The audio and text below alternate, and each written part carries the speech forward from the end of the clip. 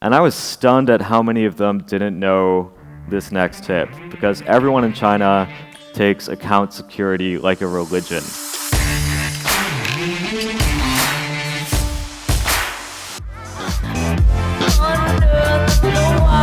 All right, what's up, Sellers World? Wow, the energy out there is just amazing today. Usually everyone's hungover, but you guys are just full of energy, so I'm super excited. How many of you guys are currently selling on Amazon?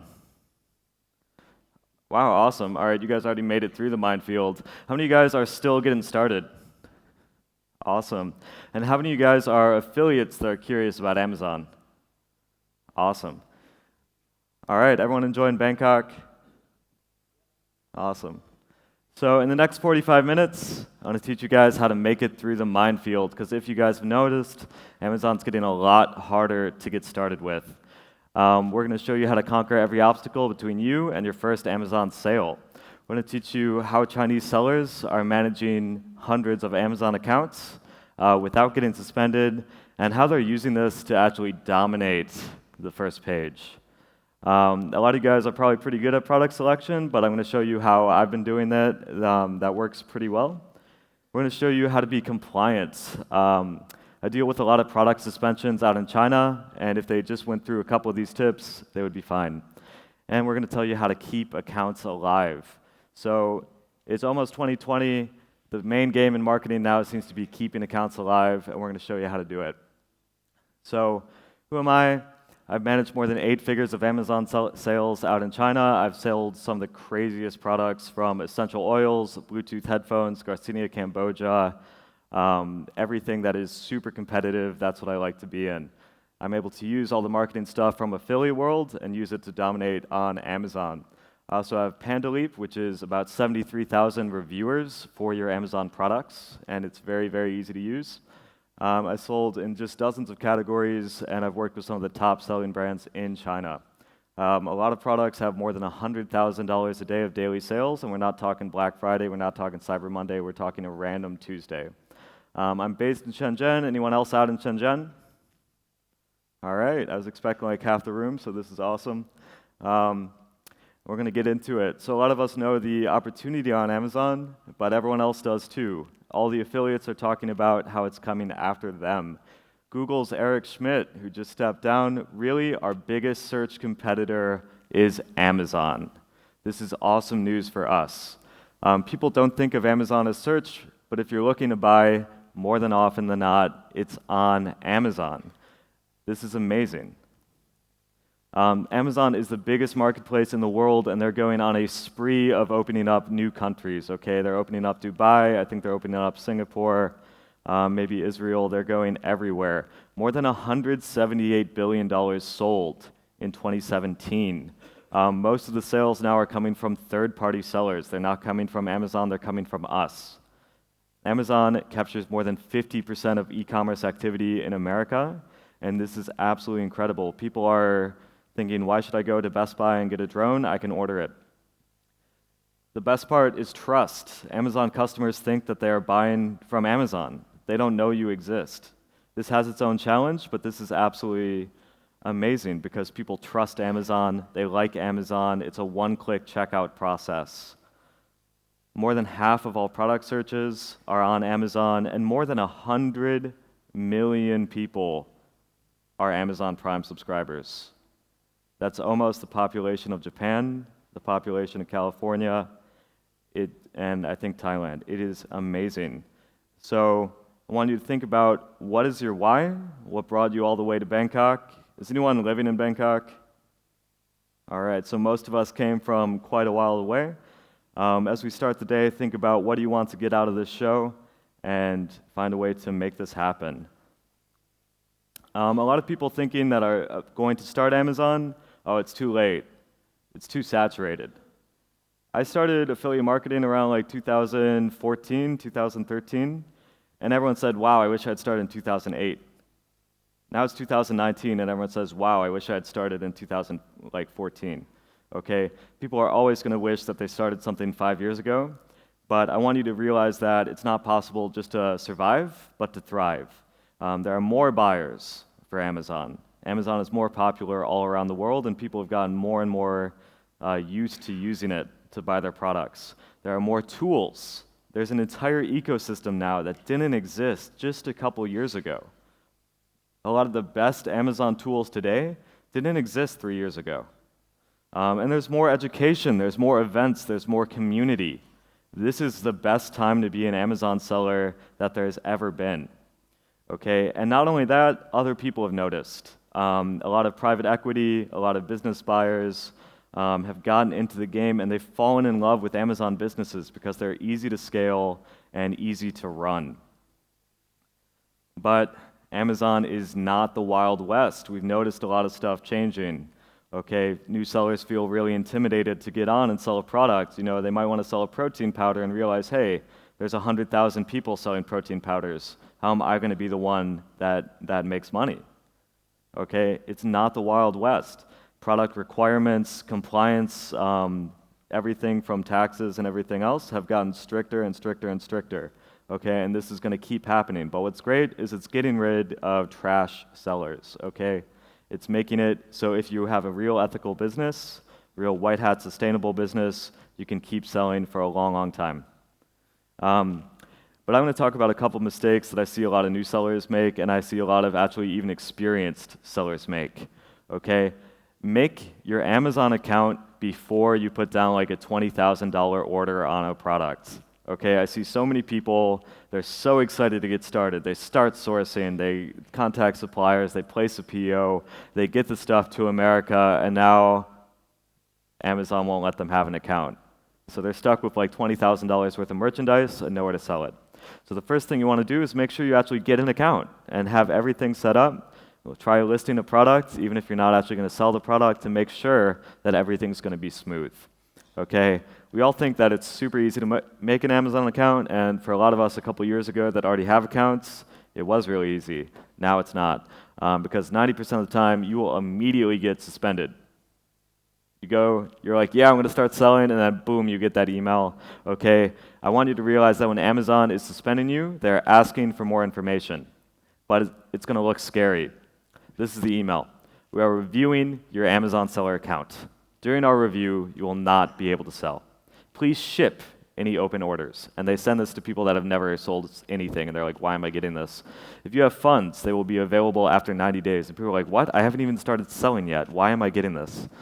Please provide the following documents, and this is the key part. Utility bill, a lot of people fail this. Business license.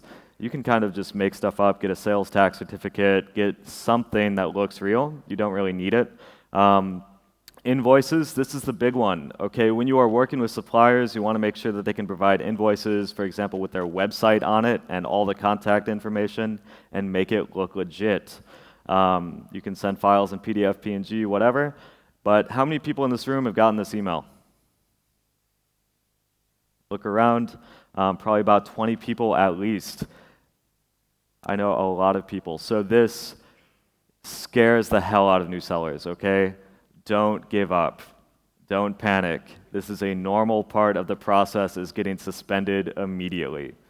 Amazon does not have the best customer service, and this is how it is, because your fate as an Amazon seller is now in the hands of some guy in Bangalore with 2 minutes until his lunch break, and he's looked at 300 of these today, and he has like 2 choices, yes or no, and you want to make him say yes. But the mistake most people make is thinking Amazon is full of like real humans that are going to look at your stuff fairly, and that's not the case. How many of us have like hired people and looked at a bunch of resumes? Really? Not like half the room? So how many of you guys spent more than 10 seconds looking at some of these? Like the first time? A lot of people don't. And this is the same, okay? You want to make an immediate first impression that you are professional, you are a real business. Okay? The main thing is all details much masked exactly every single time, and I'm going to show you how to make this easy for Amazon. Okay, you must have a utility bill in the company's name at the registered address. Okay, I know a lot of you are digital nomads, or at least there have been a lot of people before that are like, oh no, I have a company in Hong Kong, I live in Amsterdam, what do I do? okay, and they immediately got suspended, and it was really hard to work out that situation. You want to prepare all of your documents, everything, all ahead of time. Okay, a phone bill does not count as a utility to Amazon. Okay, it's got to be like natural gas, electricity, water, internet. But what you can do is you can get the lease from the landlord with a note that you live there with them paying the bill. Okay, so get a copy of the lease and combine it with your utility bills. Print the documents, then scan them. They don't like digital copies for some reason. Amazon just thinks everything is faked. Don't Photoshop it. If you Photoshop anything, you will be out. Okay, you will not be able to come back from a forged document suspension. Do not mark the documents. If you are marking them, make 2 copies, 2 files, one saying like annotated or fixed up, and one the original. They want to see the originals. Don't like circle anything on red on the original. It will not pass. Amazon is crazy. How many of you guys think that this looks like it is a consistent thing, right? 1, 2, 3, 4, my street, unit 103, 1, 2, 3, 4, my street, apartment 103, my street, hashtag, like number 103. Amazon is like, what the fuck is this? Any normal human being would look at this and say this is the same thing. Miss Sally Jones versus Sally Jones? No way. Amazon is crazy. They're not going to look at this like a normal person. Okay, so you want to make actually an Excel sheet like this, list out all the documents you're attaching, list out the dates, the zip codes, everything, so that they can just look at this and make it really easy for this guy who has 2 minutes. Okay, he has 2 minutes to look at this, make a screenshot of the Excel sheet, attach that. Everything has to have the same file name as that. And you want to explain any inconsistency that you see on this document proactively. Okay, you want to make a file that says, here's the explanation. So that unit 103, 103, apartment 103, what all this, okay, it sounds crazy. You're like, why would I need to do this for a normal, rational business with 750,000 employees, but this is what they want. And they're never going to tell you that's what they want. So that's why I'm telling you now. I had okay, so a lot of people send me messages asking me for some help, and I couldn't believe this message I got last week. This guy's like, hey, I got 50 Amazon accounts suspended. You are my only hope. I'm crying, please help me. And I'm like, this is not going to end well. So I talked to him for about like 15 minutes, and he's like explaining his account creation process. He's like, yeah, like, I mean, my addresses were kind of the same, and my billing address was kind of the same, but you know what he did? The craziest thing? He used the same computer that had the first suspended Amazon account to check the successful past Amazon accounts. Amazon is going to connect that, and all 50 accounts were banned. So don't use the same computer, don't use the same IP, don't use the same address, don't use the same anything, because Amazon looks at like 100 different things to see if this is related. And we're going to show you a couple ways to get around some of that. Okay, so this will be an instant ban. An easy way, go to Empire Flippers, Howard, raise your hand, go to Howard, and you can just buy some accounts that actually pass this verification already, change the details bit by bit. This is if you're in a rough spot with like utility bills and other stuff like that. The going rate can be 1 to 5K. But there are some huge advantages with actually just buying an Amazon account, which is older accounts have privileges that newer ones do not. Also, if you are starting to sell, let's say you sell 10 products and one of them got returned. Your return rate is 10%. Okay, let's say you buy an account that has like 10,000 and you get one, it doesn't even register. Okay, so it gives you a little bit more room for error. Okay, so if you can't get an Amazon account or you've already gotten suspended, don't worry. It's an easy thing to do. Just remember not to use the same computers. So basic account safety. Once you have this Amazon account, don't lose it. I was talking with a lot of Amazon sellers that went to China Magic and went to Global Sources and went to Cross Border Summit, and I was stunned at how many of them didn't know this next tip, because everyone in China takes account security like a religion. Okay, you have people, their entire full-time job is to manage the account security for Amazon. Go to your settings, create a user permission account with full permissions, and that should be the account you are using for your day-to-day. Okay, if you go to an event like this and you log on your main Amazon account using the admin account, and everyone else is on their admin account, it's a little sketchy for Amazon. Okay, this is an easy way to get your accounts related and get an account-related suspension, which is really hard to get back from. Okay, so if you do it like this, you can use multiple Amazon accounts on one computer by using these user permission accounts, because Amazon doesn't care if you are using like 10 different accounts with this user permission. Okay, because they see it like a staff member logging in. They don't see it like the main admin account. Another thing is to set up two-factor authentication. If you get blocked out of your Amazon account for any reason and Amazon thinks you're hacked, they will never let you back on. Set up two-factor authentication so you can always say you are in control of your account at any time, and this is a proactive step to prevent you from having a lot of account suspensions. It's kind of a niche issue, but it does happen. So like I was saying, Chinese have a dedicated team member. This is their entire job, is to set up Amazon accounts.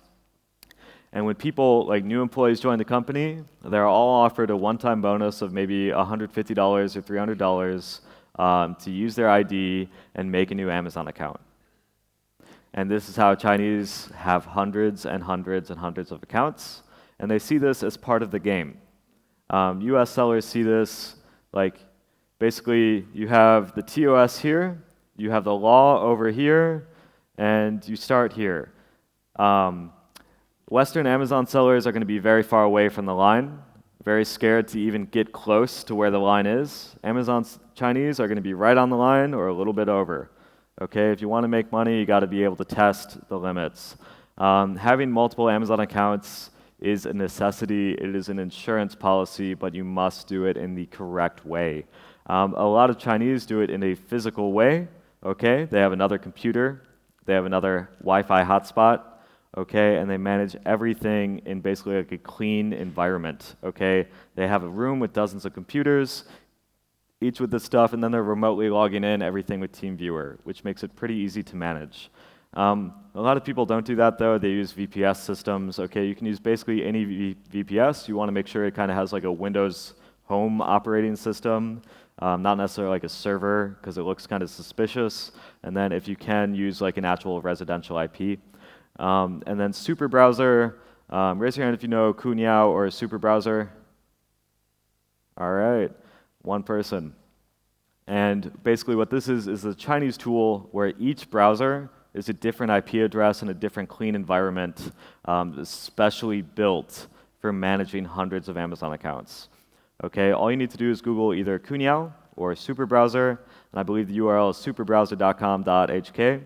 If you are using Google Translate for the first page, but once you sign up, they have an actual Chinglish version, like they're working on the translation, but it's a really easy way for you to actually manage tons and tons of accounts in a safe way.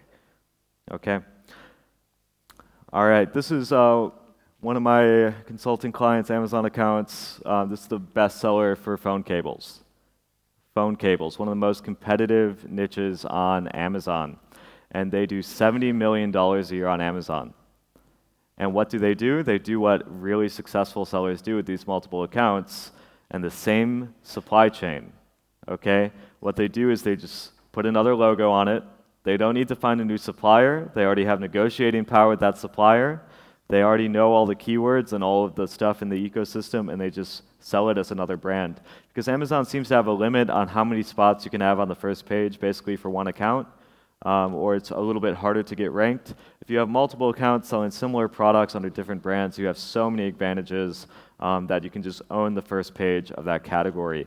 I know a guy, a lot of us know him, with selling printer ink, and he owns the entire first page, second page, third page, and fourth page of any printer ink replacement, doing a $20 million business, doing it just like this because of multiple accounts and being able to use the same exact supply chain and not finding another supplier, not doing any more work, just putting another logo, another package on it, and send it in. Okay, he already knows all the keywords, and he knows everything. So this is the way to do it. If you're always finding new, basically new platforms to sell on, it's a lot of work. If you want to port Amazon over to Shopify, or if you want to do Lazada or Shopee, it's going to take you months to figure out exactly how to operate this at a high level. If you're going into a new country, it can be easy, but you still need to hire like new staff and new accounts and all this stuff. But the easiest way to do this is called a brand extension. So you just come up with more and more packages and brands for your same products and send them in so you have the advantage. Okay, a lot of us know the Amazon process. A lot of us are Amazon sellers, but in case you don't, there's basically 5 steps that are super easy. Okay, and it's hard maybe the first time you do this, intimidating the first time you do this. You pick profitable products. You source, you ship to an FDA warehouse. Lisa's going to talk about that next. You create an amazing product listing on Amazon. You drive traffic, you make sales, boom, you're making money. But you keep doing this, okay? You rinse and repeat, more products, more money, okay? I know sellers with more than 3,000 SKUs, 40,000 SKUs, and all of them are making money.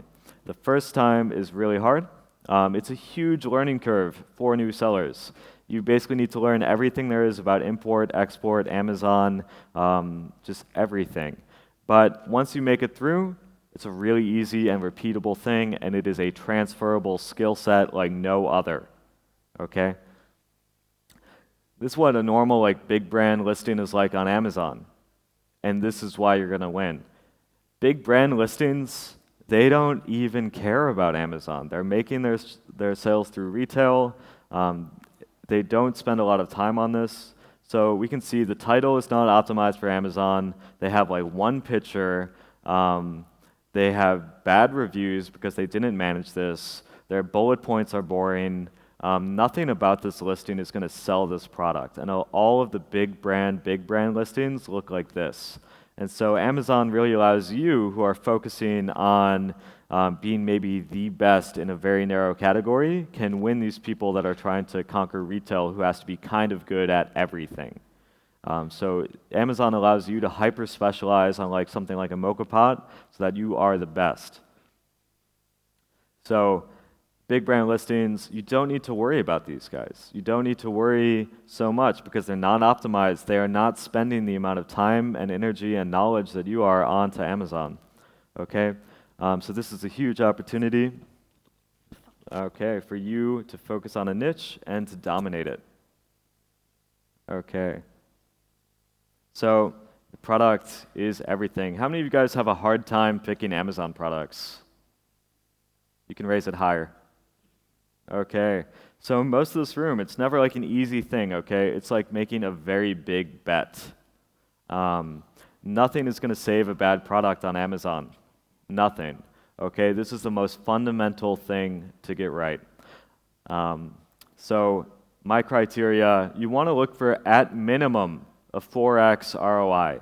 A lot of people have been saying go for a 3x ROI, 30% profit, 30% Amazon fees, and maybe like 30% marketing or 30% product cost. So what's going to happen with that is that when you have to put in marketing expenses, you're not going to have enough money, and it's going to drive your profit down to like 5 to 10%. Okay? You want to pick also a higher priced product.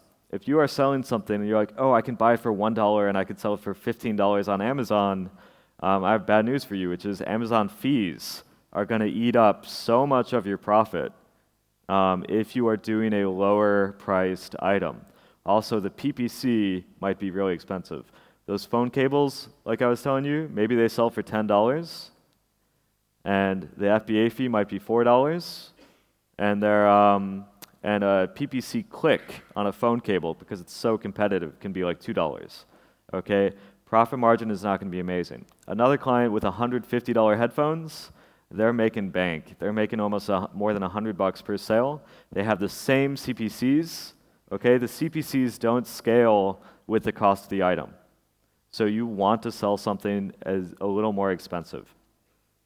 And as you, maybe for your first or second product, you want to pick something that's maybe a little cheaper so that it's a little bit less risky and you're able to learn the process. But once you already know the process, you want to be playing between like the $40 and $100 range. If you guys come from the affiliate world, you can do things that are more interesting products that are going to look super good in advertising. Okay, think about where you're going to promote your product. Because one of the cool things about Amazon is that you can sell really boring products. Okay, you can sell a can opener, you can sell trash bags, you can sell things that like are not going to wow people on Facebook. And also Google can be a good traffic source to bring that. But if you're really good with native, with Facebook, with push, and making it creative, find something interesting. Find something that suits your strength and your product knowledge. And you want to find, and this is the key, something with repeatable income, okay? Something with recurring income. I love to sell supplements on Amazon because subscribe and save, okay? You want to find things that you can keep making money on and people can keep buying again and again and again because it's going to make everything about Amazon easier. When you walk into the office and you know that your bills are already paid for the month, your life changes. Okay, if you have to constantly search and search and search for new customers, it can be a lot of work. So if you are already selling on Amazon, try finding some kind of consumable or a subscription product that you can sell. Also, you want to make sure that there's not a lot of restrictions, okay? So many products look really good, and then you try and sell it, and then it's gated, or there's a trademark issue, or there's a patent issue. Everyone remember those like blackhead removers that were really popular on Facebook? When people tried to sell them on Amazon, they were getting sued left and right by patent infringement. Okay, you got to know your stuff about intellectual property because that's the main type of attack on Amazon now. Okay, so there's a lot of different methodologies that I see a lot of people using. You have mainstream products, okay? These are just what everyone is saying, like, yo, find something you can make like $10 per sale on, small and light, you know, mainstream kind of stuff. We all know what it is. But I know a lot of people that specialize in high barrier to entry areas, okay? These are people that are selling gaming chairs, couches, sofas, mattresses, like huge furniture where logistics is the challenge. There's so much demand and so little supply, so many few people willing to take on that challenge, okay? Or things like hazmat, things that include like batteries and things that like you would have to do a lot of tests on to be a compliant product. One thing I really like is compatible products, okay? Just like when people are doing SEO that's kind of hijacking off of like, I don't know, the Brad Pitt workout or something like that, and you're grabbing that search traffic, people are doing it based on like accessories, okay? So many people are doing great with like Apple Watch bands or speaker accessories or all kinds of stuff that you can rely on the search traffic for the main item and sell your accessory, okay? Think about phone cases and charging cables are huge on Amazon, like some of the most competitive categories. By the way, if you're ever thinking about selling phone cases, stop now, don't do it. You all know why. Subscribe and save, this is amazing. You can find a bunch of subscribe and save products, and it's basically like a one-click subscription, okay? You don't need to do anything extra. It's automatically bought and shipped to them every month, and you don't need to manage a subscription program or do anything crazy.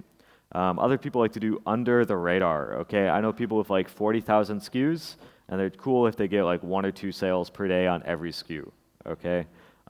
What these are is very low BSR, not like products, very specific, that people are not going to want to hijack or mess with the listing or high competition. Okay, just low competition listings at scale. Another thing is seasonal. I know people that absolutely kill it on seasonal products. I know a company called LetterTech out in Shenzhen. For 3 months, they're banking $500,000 in sales per day. Per day.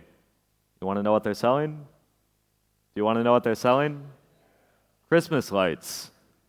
Oh my God. If you look at the brand analytics and all the keyword tools, you see the seasonal products are just absolutely massive, but they're massive for like 2 weeks. Everyone is really scared of basically being stuck with like 10 million Christmas lights. And that's understandable, but the thing is that the reward you're going to have is going to be so much bigger than the risk. People are selling like Halloween items, and we all know maybe a guy named Brock Johnson. what he was able to do, he thought, whoa, this big total solar eclipse in the US is going to be big, going to be really big. He was looking at search volumes, and he's like, wait a second, I'm going all in. Okay, he made 20 different listings or something for this like solar eclipse glasses and banked $6 million in 2 weeks. He did have a lot left over, but it didn't matter. He made the $6 million, and maybe he has $100,000 of inventory. He made off big. So it's taken a big ballsy bet for seasonal products, but it can really work out. Amazon has like 41,264 subcategories.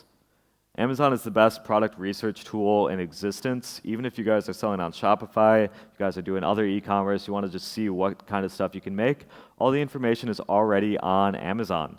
All you need to go is search like Browse Knows or search fifth level Amazon categories, and you'll find all these extended. Okay, it'll go home and kitchen categories, kitchen dining, kitchen utensils and gadgets, fruit and vegetable tools. Okay, you'll get all the names of these little tiny subcategories, and then you get even deeper, all right? Like grapefruit utensils. That's something I never thought about in my life until right now, okay? If you asked me to come up with a list of product ideas, I would have never thought of something like grapefruit utensils or potato masher. There's a lot of stuff like melon ballers that I would just not think about normally because it's not in my realm of experience. It's not something I use, but Amazon has 41,000 of these. That's really easy to just look through and come up with ideas and start searching and doing all this. So we're going to teach you kind of an easy decision-making way to go about how to invest in your first Amazon product, okay? I'll probably attach the spreadsheet and have them send it out, or we'll find something. But basically, take your initial amount of investment, we're going with $10,000, and you want to divide it by 2.5. Okay, why 2.5? Because when you have your first round of inventory and it's selling out, you don't want to start the order by the end once after you sell it out, because then you'll be waiting another 2 or 3 months or 2 or 3 weeks for your next round of product, and you're not selling for 2 or 3 weeks, which will kill all of your momentum on Amazon. So what you want to do is you want to take your starting cash, whatever it is, $4,000, $10,000, $20,000, and I recommend like between $5,000 and $10,000 at the start, unless you're really going big. Divided by 2.5 so that you can keep selling, and then that 0.5 is for marketing expenses, okay? So what you want to do is you want to take that amount and figure out basically a rough chart of sales per day, sales per month, how many giveaways roughly do you think it would take, and take that to figure out your landed cost. And based on your landed cost, you figure out your ROI at a low end of 4x and a higher end of 9x. Okay? So doing this, we say, okay, I want to make about 15 sales per day. That sounds like a reasonable number for me to hit. That means I need to probably, to make a good amount of profit, because I don't want to be selling like 30 of these per day. It's a lot of work. Maybe 15 would work better. Between 30 and 63 is where I like to sell some products. So I'm going to find products with a landed cost of about $7. Okay, so based on that initial investment, I figure out how much can I spend for the product and what price range do they already need to be selling on. Okay, so I'm going to look at this. I'm going to use something like helium-10. How many people use helium-10 in here? Yeah, they're amazing. So basically, you just are going to use those filters in Black Box or Cerebro, and you're like, okay, review count. If you don't want it to be very competitive or you're not starting with a lot of money, you want to find something with a lower number of reviews. In general, reviews equal competition, and reviews really help products to move more. Okay? To Chinese Amazon sellers, it's very simple. Reviews equal sales. That's why everything they do is focused on reviews.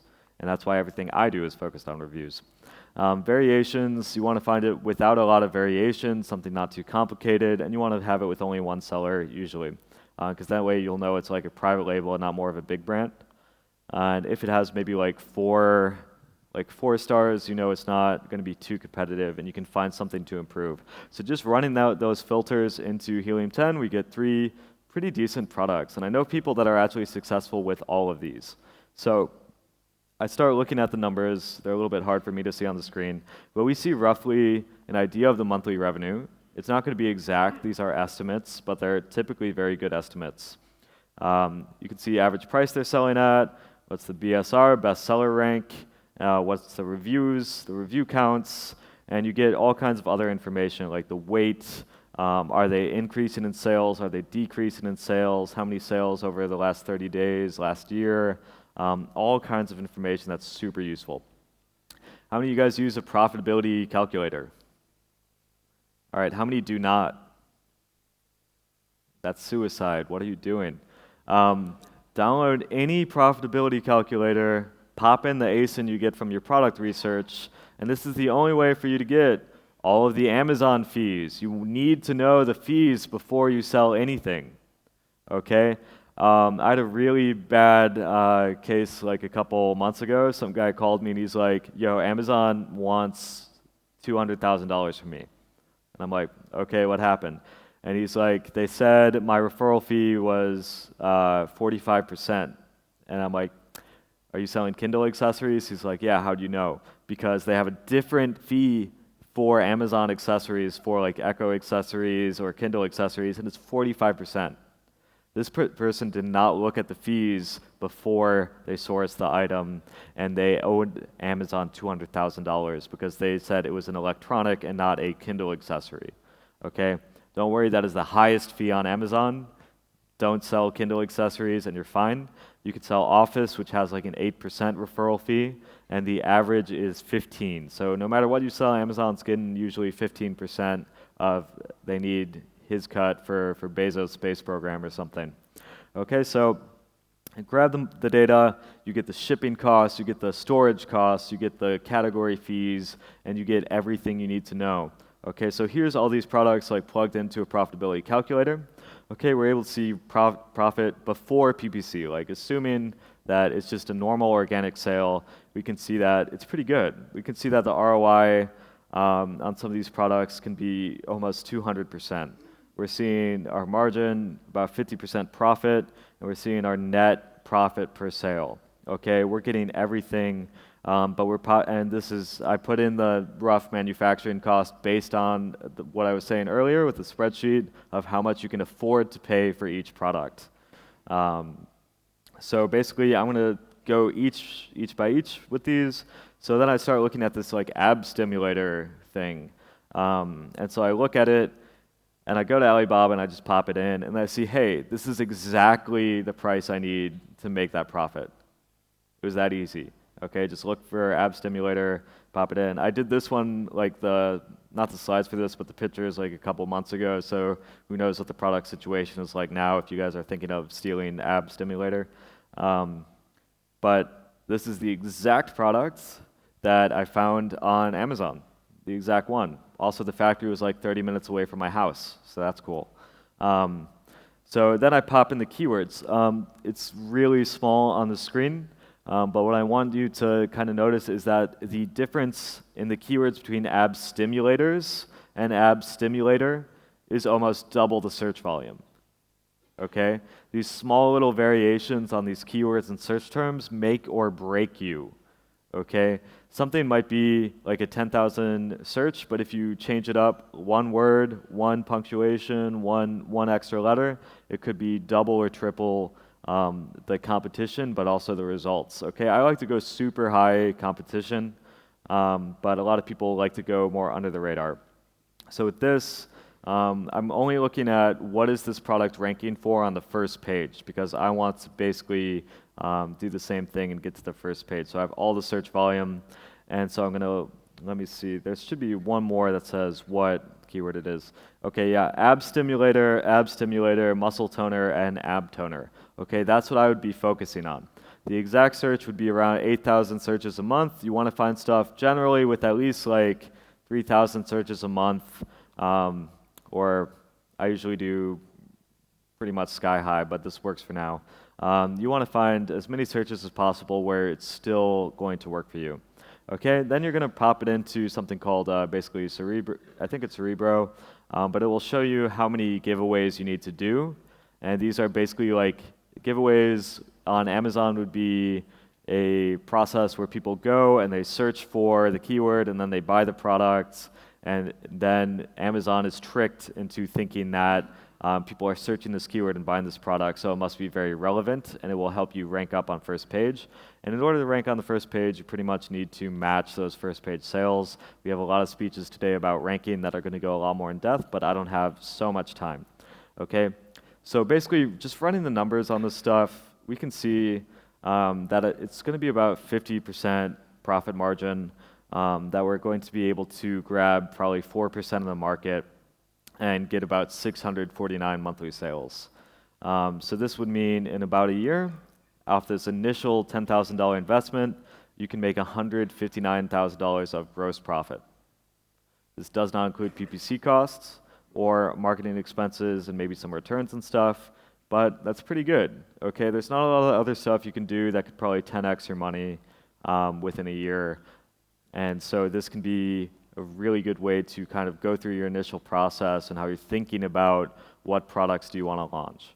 Another thing I didn't bring up is that you would be really easy to grab like keywords that you're just thinking of or from these browse no lists and direct your product research. Okay, instead of searching all of Amazon, start looking for grapefruit utensils that would make you that money. Okay.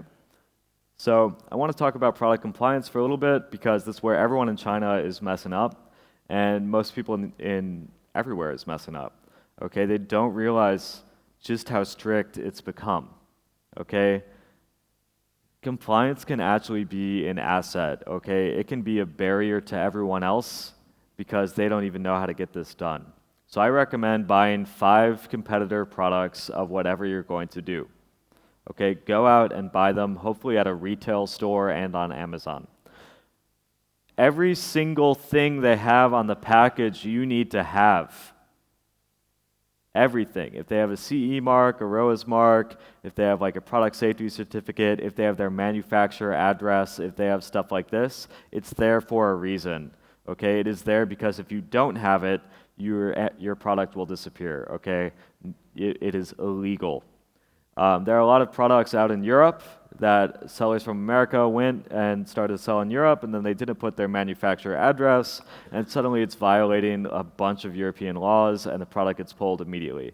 Okay, I've seen this happen to more than 200 sellers, where if you did something very simple, forgetting to put a manufacturer, a EU importer, or something like this on the label, the product will get pulled from Amazon. Okay. Toys and games and stuff have a lot of products like children's safety rules. Supplements have a lot of stuff. You want to know what this stuff is. There are companies that specialize in this for basically like retail stores and everyone else that already has to go through this. It's not affiliate marketing where you just turn on a couple ads. What you need to do is check and see the certifications that you will require. Okay? There are a lot of things you don't need a lot, and this would be enough. Okay, if you just buy 5 products, look at what's on the labels, make sure that you don't do something stupid like miss made in China or something like that. And one other thing is, you know how I said make the Amazon account before you actually start selling? List the product on Amazon before you source it. Okay, there are a lot of times where you will source a product and then you'll try and list it on Amazon, and suddenly it requires some FDA certificate or something that you don't have, that you could have easily gotten, but now you can't sell it and you're stuck with this inventory. Maybe it even has an expiration date. So this is like a nightmare level scenario, but it's happened to a lot of people, and it's very simple. All you need to do is make the product on Amazon first, create a listing, and we'll say, hey, you need to do this. That's it. If you do that one thing, you will save a lot of money if you do this every single time you source a product. Don't want to sound like too negative in the morning for you guys, but it'll save you a lot of money. And there are companies like Kima. I really like them. They were formerly Asia Inspection, and they handle a lot of my testing. So they can do any test, and their job is to just look at all the boring stuff that we don't want to look into about the laws surrounding your product and how to do all the tests. And when you actually have the tests, you can put pictures of it on Amazon, or you could say third-party tested, or you can do all the stuff that gives you credibility. So I hope that this helped you a lot with figuring out how do you go about looking for products, how do you keep your accounts alive, what are some simple mistakes a lot of new sellers make that you will now hopefully avoid. And I'll be back in the afternoon to teach you guys a lot how to actually market your products, how to increase your LTV, and how to make a lot more money when everyone that pays you once pays you twice. So that's all, folks.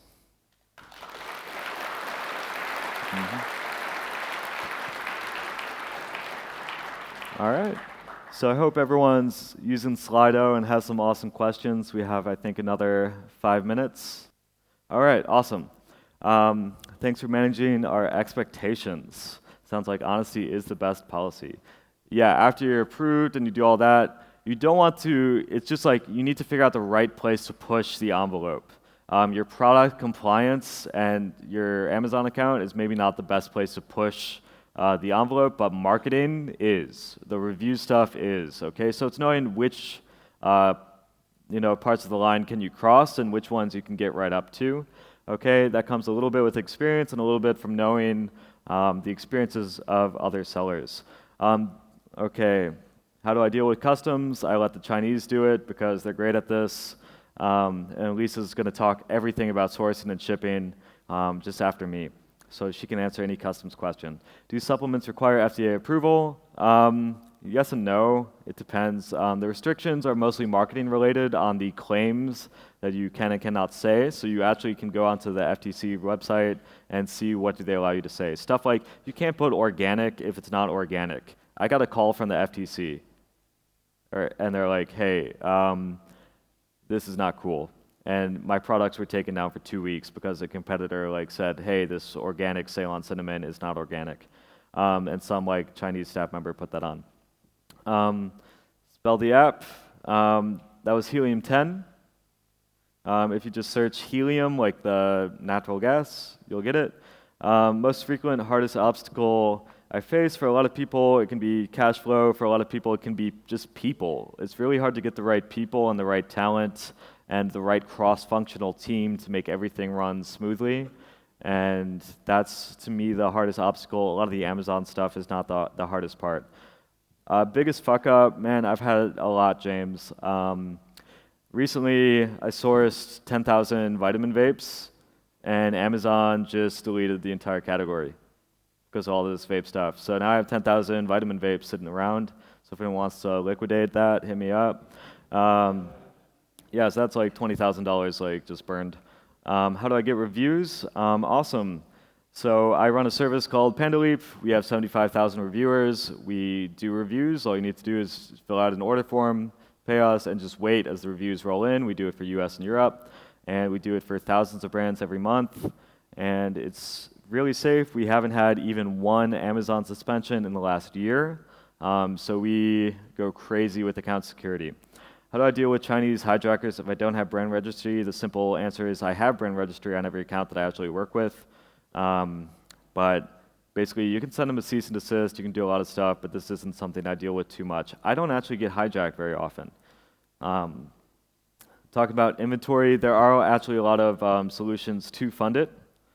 And so what you can actually do, a lot of people are getting into the game. You have I think it's Payability is now giving you access to your money instantly. You have people like, what's the company in Hong Kong?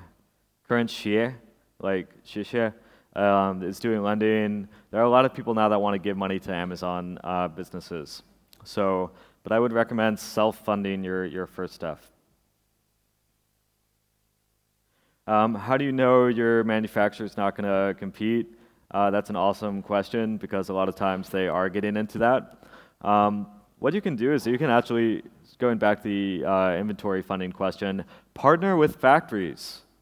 They can kind of be annoying to work with sometimes, but they will give you a ton of product free. If you say, hey, I can make you money on Amazon, just give me the stuff to sell.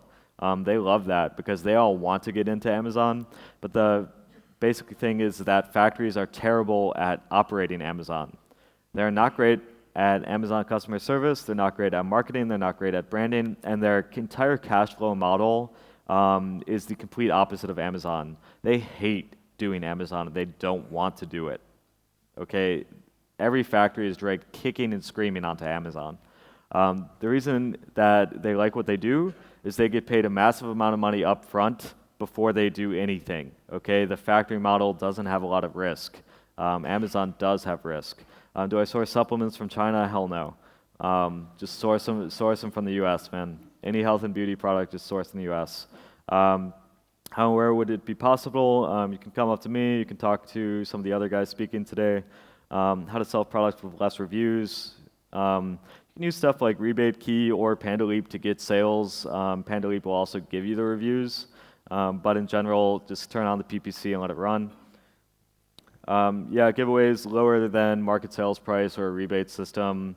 Are deep links and super URLs still working? Yes. The only thing that people think if they fail their launch, it's they ruin the execution. Okay, so there's nothing wrong with the technique of super URLs, but Amazon is so much more competitive that they might have just dramatically underestimated the amount of sales they actually need.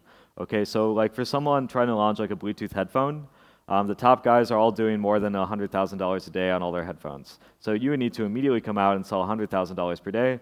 So you come out, you do a super URL on 10 products, and you're like, why am I not page 1 yet? And it's because these guys are doing $100,000 a day.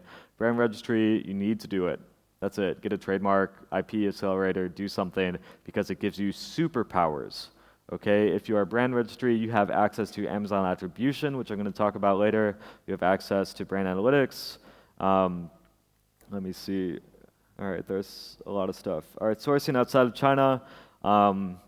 This is not something I like to do because sourcing in China is a science. Like they have all of the stuff figured out. Everything is standardized. It is incredible. But you can source from where you are. A lot of people like to buy made in American products unless it costs 3 times more. Then they like to buy made in China.